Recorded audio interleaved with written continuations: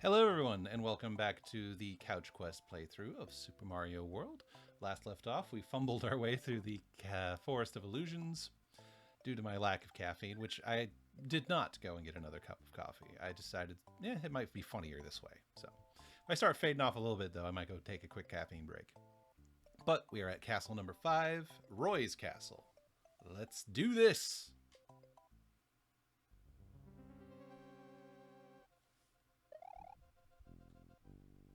Get off the Yoshi. Alright, let's skip this. Alright. Is this... Yep. I hate this. Oh well. To be clear, I don't hate this because it's a particularly bad design. It's just challenging for me. This is actually a pretty brilliant idea when you're thinking about it. It saves a lot on level design, and you just input one little mechanic the player has to keep track of.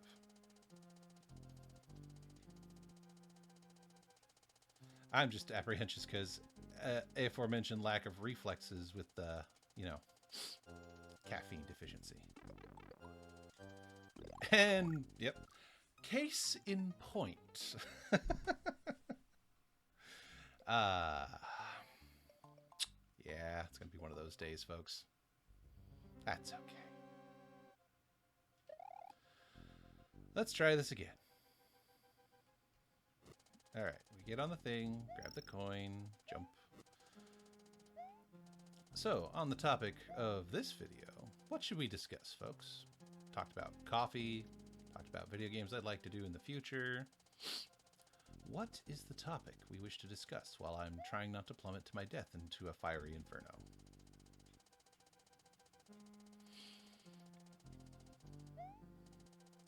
I guess a good question would be is like, I love the design of this game, but I actually think I prefer the aesthetics of older Mario games. I think Mario 3 probably has about the best aesthetic to me. From the old games, I should say, specifically.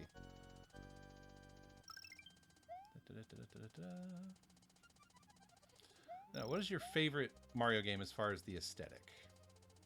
Like, I think the new Super Mario Brothers series probably did a good job of blending a bunch of styles together in the 3D style, imagery, pixels, sprites, whatever you want to call them. Yeah. Yeah, I might just drop you. Yeah, I'm gonna drop you. Oh no no no no no! Oh, suck.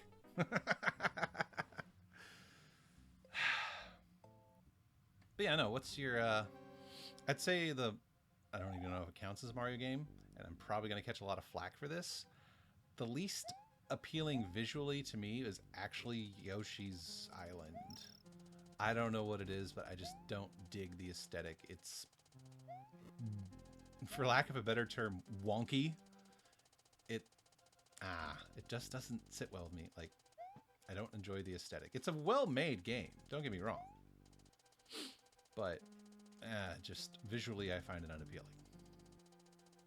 And that is purely objective. Not objective, sorry, purely subjective. Yes, it's purely objective. This game looks like crap. Yeah, that would make me, what, a 2008 video personality online? This is crap because I say it's crap. I don't want to be like that. There are things I enjoy and things I don't enjoy. And Yoshi's Island is still a great game. I just don't like the look of it. Something can be good and still look bad, which is something else I find a little disconcerting about the average person who enjoys video games nowadays. They get so hung up on how a game looks. And I missed that. Oh well.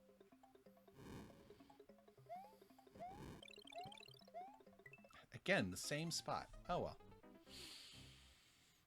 I might just skip the feather. It might not be worth it. It's a death trap. And now we got to do this again. Here we go. All right. But yeah, no, I feel like a lot of people, at least online, get very hung up on how a game looks. Like, frames per second. Some games, it just doesn't matter. It really doesn't. It doesn't detract from my ability to enjoy the game if it plays at 30 frames per second or 60 frames per second. And depending on, well, doesn't it look better? It's like, well, that entirely depends on the game. Some, like, especially older games, if you speed them up, actually look weird if you put them at 30 frames per second.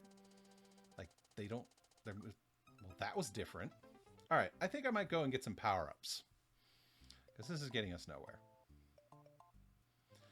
Yeah, some games, they just don't look right when they're cleaned up in HD. But then again, that might be my bias kicking in. I like the pixel look.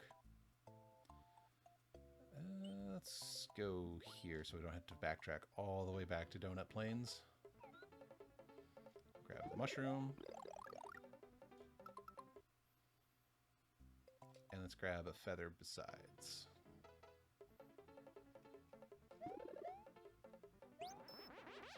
Alright. But yeah, no. What's your opinion on the aesthetics of video games? Like, there are plenty of games that look great, and games made to play in the higher frame rates definitely look better in those higher frame rates. I'm not arguing that frame rate isn't important at all. I'm just saying it doesn't matter for every single game. Some games function perfectly fine at lower frame rates.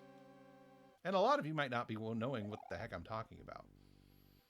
Which is fine.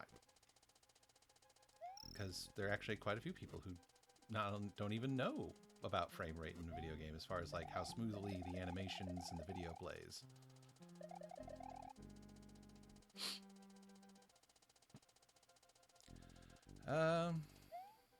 Yeah. There are a lot of modern games I just can't get into because I'm old. Like I said, I'm an old fogey.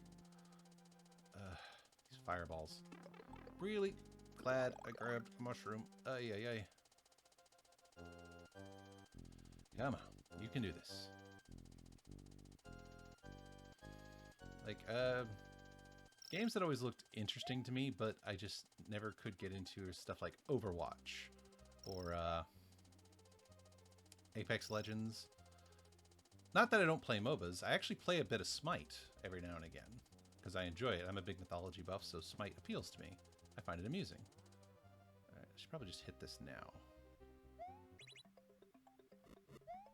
Oh, crud berries.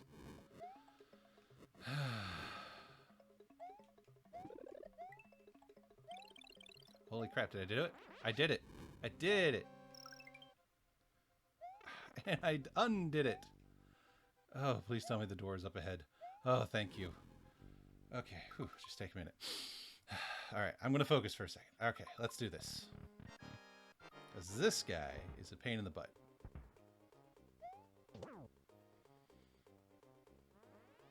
Come over here so I got some time to get to the other side. One more jump. We got this. Just trying to give myself as much room as possible so he doesn't land on me. Dang it. Got him. Whew. All right, we finally made it through Castle 5, despite my blundering. And, I guess, pontificating on random things. Now, people talk about like frame rates. Oh, the game is chugging. Okay, when a game starts chugging, then there is an issue. Yes, when it's stop and starting, like there's no smooth animation, that is an issue. Like earlier, when I was swimming underwater in that level and there started to be a lot of slowness and all that. That stuff is annoying. I will concede that point. But a game doesn't need to have the smoothest, slickest graphics to be fun, is what I'm saying. It just has to play well. All right. Chocolate Island 1. Continue and save, please. Oh, dinosaurs. Big old dinosaurs. More dinosaurs on Dinosaur Land. Yay. There's actually, I think it's a ROM hack, which is like a modified version of the game, that actually replaces a lot of the enemies in Super Mario World with actual dinosaurs. Oh, Yoshi! Yoshi cannot eat that guy. Ooh, fireballs. Eat you. Eat you. No. I like retro-style gaming. I like pixel games. Not all of them are great. Some try to market themselves that like they're pixel graphics, but they're not that good a game. Some are just boring. Then you get games like frickin' Shovel Knight. Shovel Knight is amazing, and I'm sure more than enough people online have been singing Shovel Knight's praises. So I'll just stop to say that Shovel Knight is a great game. One I might do at some point. I didn't opt for be this play. I opted for Super Mario World this time around because I don't know. I wanted something familiar that would kind of be something be good to lay groundwork for, you know? Like this is the first playthrough I'm doing on this channel. I wanted something everyone knows and something I enjoy. Because that's the whole point. I want to share my enjoyment of video games with other people. We're just going to avoid conflict here as much as possible. Eat that. And pipe. Kaboom boom! That was close. And another bonus level. But yeah, Super Mario World. Because I wanted people to enjoy my enjoyment of it, if that makes sense. And it's a super chill game, you play it right.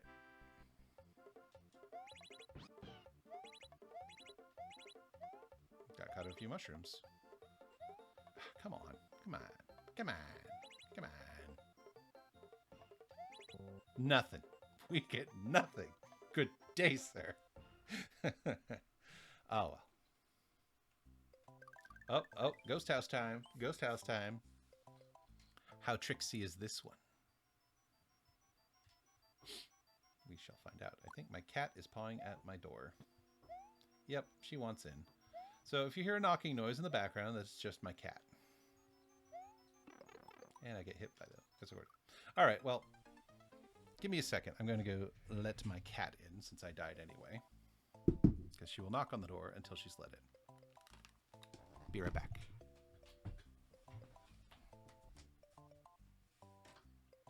Come on, kitty.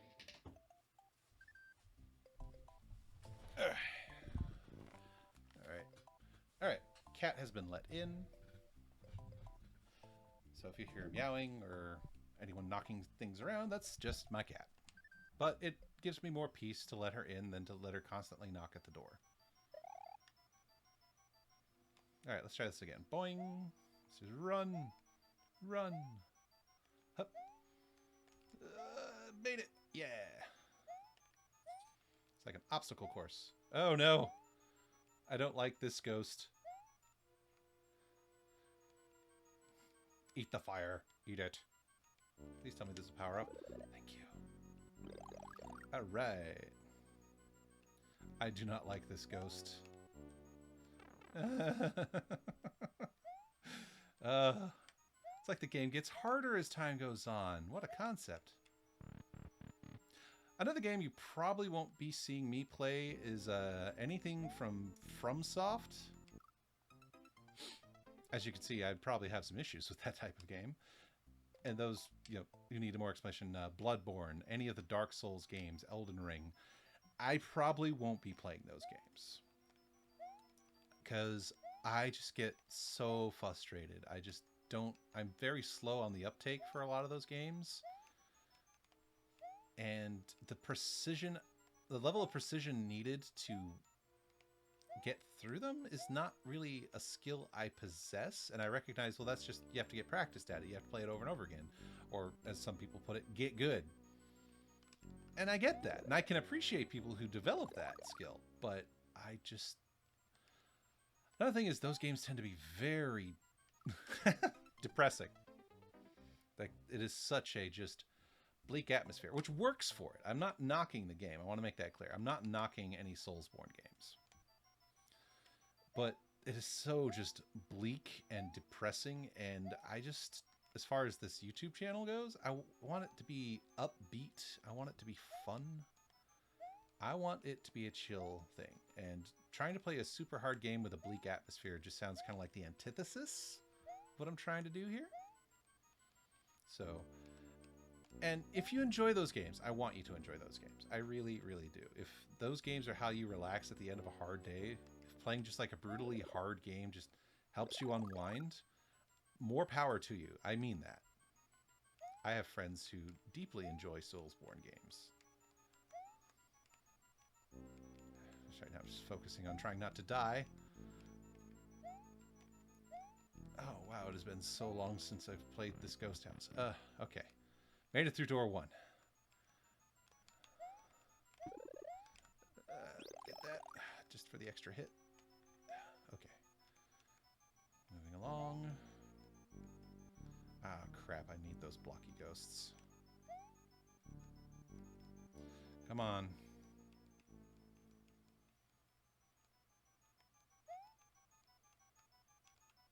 Come on, guys. Come on. Maybe I should have grabbed a feather before coming in. I could have just flown up there.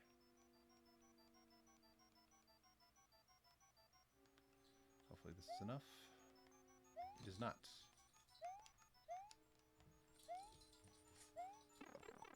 My cat's making noise, distracting me. Ah!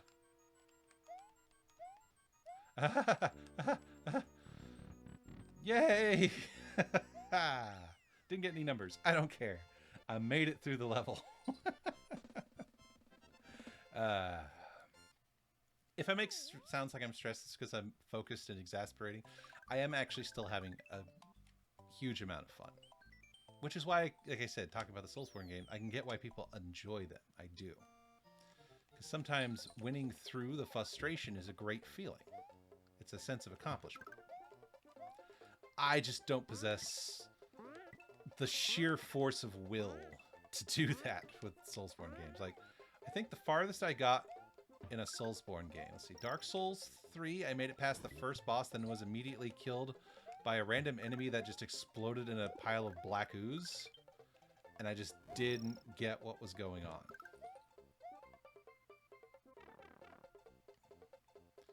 Like I said, I'm used to games with, like, obviously clear progression on difficulty, and Dark Souls does not care.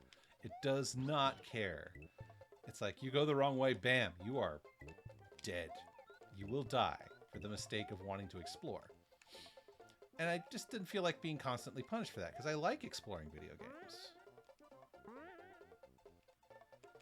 I also tend, like, in those types of games to favor a ranged character, and ranged characters, I don't know, just don't seem to do terribly well in those games. And I just died. Speaking of not doing well in games. Especially in Bloodborne. You can't really do a ranged build in Bloodborne from what I've seen. I did enjoy Bloodborne a little more because it felt like I could be a little more proactive, but it was still just punishingly difficult, and I just wasn't into it.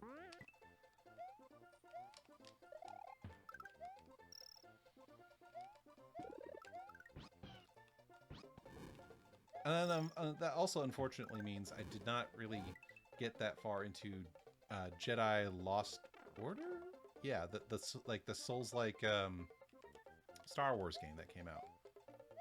By the way, you might be noticing, hey, this isn't the same path I took before. That's because I should have stopped my ranting to explain.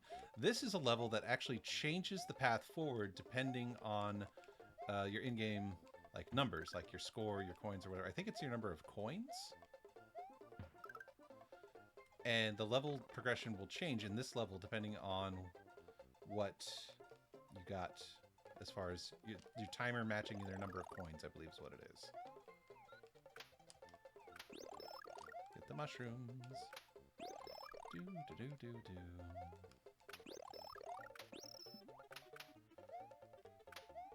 Alright. But for now, we're just trying to push through. We're not trying to get a specific thing. I am trying to remember. I'd rather not ditch my Yoshi if I don't have to. More slow down. Like, okay, so chugging like that. That matters. Because it affects your ability to respond in a game. Input lag, I think is what they call that. When the buttons don't do what you tell them to until a few seconds later. And we move on. Alright, yeah, so there's a secret path in that leads to that warp pipe above us. But like I said, we're doing a regular playthrough right now, so let's move on to Chocolate Island 3. Now, I think this one, I need to do the secret path to move forward. I'm not sure. Oh, I remember this level. I'm starting to remember this level. I am not a fan of this level. But if I have too much trouble this time, I actually have a strategy I like to use to get past it. Hello, beautiful. And you're mine. I screwed that up. I will admit to screwing that up. Let's try it without a Yoshi, see what happens. Y'all like to see me fail, right? I'm sure it's entertaining. I'm entertained by my own failures. Heck, you have to be if you're going to be putting yourself out there and making videos like this. You need to be prepared to laugh at your own failures. Of which I'm sure there will be a great many. Hup. Good old-fashioned platforming. Woo! I think I'll jump down there, actually. Boing. Boing. Because this is probably a power-up. And I just realized I still have a mushroom up in storage that I could have used. Oh well. Now I have it's still up there. Hup. I think that's the second way up here. Hello. Coins. Whee.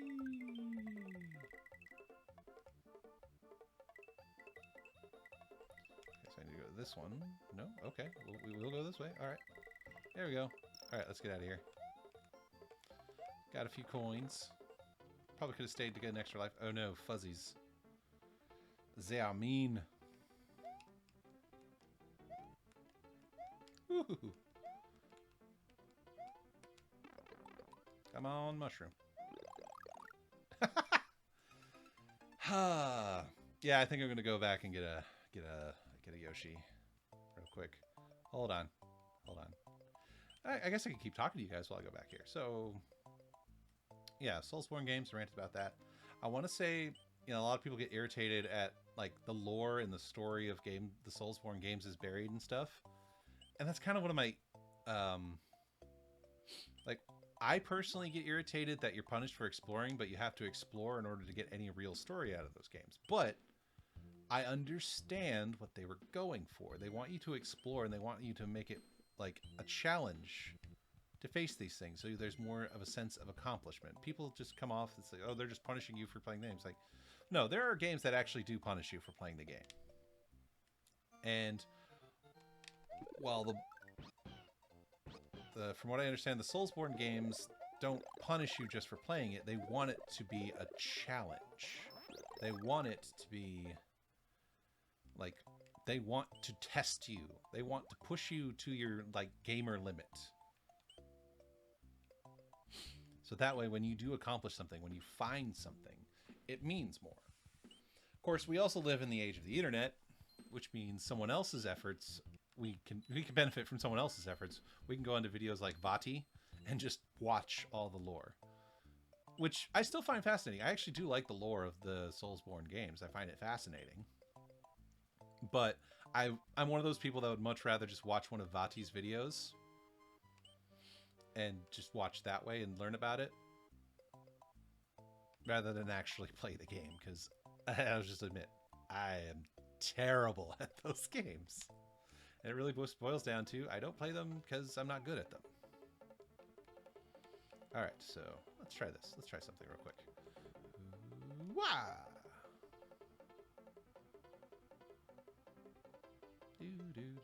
And we end up here. Fantastic.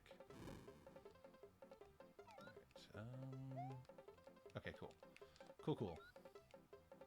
Because I need him. Haha! What happens when you've had enough of platforming? You just fly.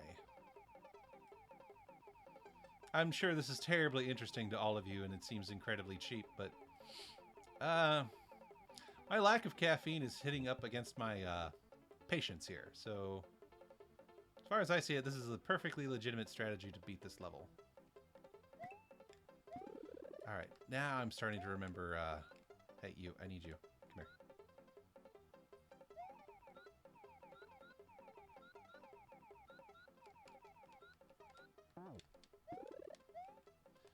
Extra lives? Oh, I definitely need those. 45 lives. Alright, this is the secret exit to this level. As you noticed, it was way past the first goalpost they gave me. That's because if you do the first goalpost, it just sends you in an endless loop and you keep coming back to this level without any way to progress. Like, right where this level is, it creates a loop directly above and below it, and does not allow you to progress. I took the secret exit, which means I get to progress. Chocolate Fortress. That sounds like a Kirby thing, I'm not going to lie. Alrighty. Chocolate Fortress. I'm trying to remember if we've done a fortress yet. I think this is our first fortress. Like, we've done, like, the Koopaling castles, but we haven't done a fortress. And I'm really glad I got the Switch Palaces.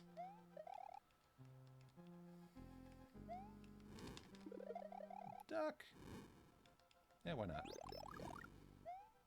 Yeah, so the difference between the castles and the fortresses is the fortresses are kind of like mid-boss levels. And instead of fighting a Koopaling, you fight a creature called Reznor. Which is, strangely enough, also the name of a furnace? I don't know if that was intentional or not. Like, it's a brand name for furnace? Oh, come on. Okay, nope. It's alright. This is supposed to be challenging. It's okay. No sense in getting frustrated. I've done this before. I can do it again. Hello, Thwomp. Nice to meet you.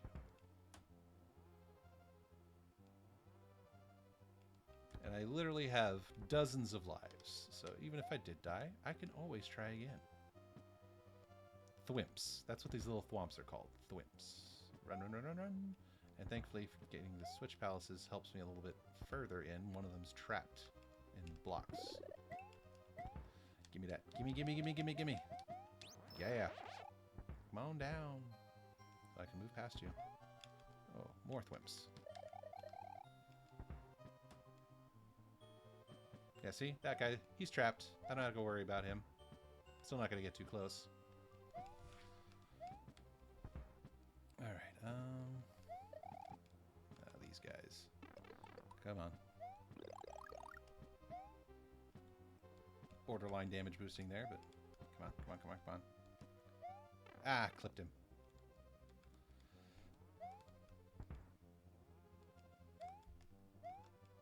This guy can't come down. Haha. And this guy... Ooh, power up. Give me. Give to me. Whee! Alright.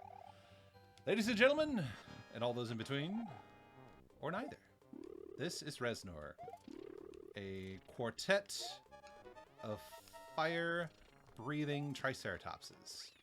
Once you beat two of them, that bridge starts to collapse, as you can see. So you have to scramble to beat this guy.